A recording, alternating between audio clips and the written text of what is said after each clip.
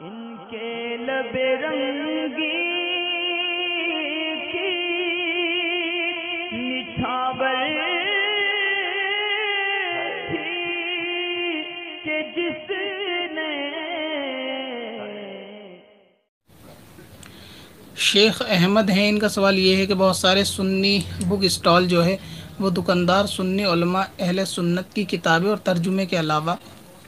بد مذہب کی کتابیں اور ترجمہ وغیرہ رکھتے ہیں، کہ تو کیا ان کو ایسا بیچنا چاہیے بد عقیدہ لوگوں کی ترجمہ یا کتابیں؟ تو اصل میں تو ایسا نہیں کرنا چاہیے، یعنی کسی بھی سنی بک اسٹال کو کہ جو کتابیں بد مذہب کی، حضور پاک کی گستاخی سے بھری ہوئی ہوں، یا پھر یہ کہ اس کے اندر کوئی دین کی خرابی ہو، مسلمان کے عقیدے اور اعمال کو برباد کرنے والی ہو،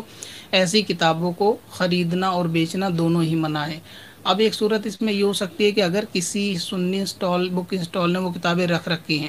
اور وہ کتابیں صرف سنی علماء کو دیتا ہے، مناظر کو دیتا ہے یا سنی علماء کو، تاکہ ان کا وہ رد لکھ سکیں، رد کر سکیں، تو ایسی صورت میں ان کو کتابیں رکھنا اور بیچنا، تب تو اس کی اجازت کی صورت نکل سکتی ہے کہ وہاں پہ گنجائش ہو سکتی ہے کہ وہ صرف سنی علماء کو اس کی کتابیں دیں اور عوام کو نہ دیں۔ اب رہا یہ کہ کیونکہ یہ جو انسٹال والے ہوتے ہیں، ان کا جو اسٹال ہوتا ہے تو اس کے اندر ان کا ایک معاملہ یہ ہوتا ہے، جو کہنا چاہتے ہیں یہ لوگ کہ ہم یہ کتابیں جو ہے نا صرف انہی فرقے کے لوگوں کو دیتے ہیں، بد مذہب کو۔ مثلا یہ کہ اگر کسی دیوبندی کتاب ہے تو وہ اگر کوئی شخص آگے مانگے گا تو وہ یہ سمجھتے ہیں کہ دیوبندی اس کو دے دیتے ہیں، وہ کہتے ہیں کہ ہم سنی کو نہیں دیتے۔ تو اصل میں یہ تو کوئی بنیادی وجہ بھی نہیں ہوئی اور اتنی کوئی پاورفل وجہ بھی نہیں ہوئی کہ بندہ کسی کے آنے سے یہ گمان سمجھ لے کہ بھائی وہ بد مذہب ہے یا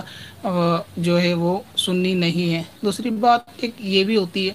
کہ کوئی بھی شخص اگر وہ خود کو دیوبندی کہتا ہے، تو میں نے کئی بار بتایا کہ ہر دیوبندی وہ کافر نہیں ہوتا، ہر دیوبندی پہ کافر یعنی کفر کا حکم بھی نہیں ہے۔ بہت سے عوام الناس ہوتی ہے، ان کو جو بتا دیا جاتا ہے وہ صرف علم دین سیکھنے کے لیے کتاب طلب کرتے ہیں، تو ابھی تک تو ان کے معاملے وہ جو بہت حد تک صحیح ہوتے ہیں، لیکن وہ کتابیں پڑھنے کے بعد کہ جس میں حضور کی گستاخی ہو یا غلط چیزیں لکھی ہوں، اسلام اور عقائد کے خلاف باتیں لکھی ہوں، تو ان کو پڑھنے کے بعد ان کے ذہن میں وہ چیزیں اور جمتی ہیں۔ تو گویا کہ آپ ان کو اور زیادہ ہدایت کے بدلے گمراہی پہ لے جانے میں مدد کرتے ہو، تو ان کو وہ کتابیں دے کے، تو اس لیے عوام الناس کو ایسی کتابیں نہ تو دینی چاہیے اور نہ ہی بیچنی چاہیے، اور صرف علماء اگر رد کے لیے خریدیں یا لیں تو پھر ان کو رکھنا چاہیے کیول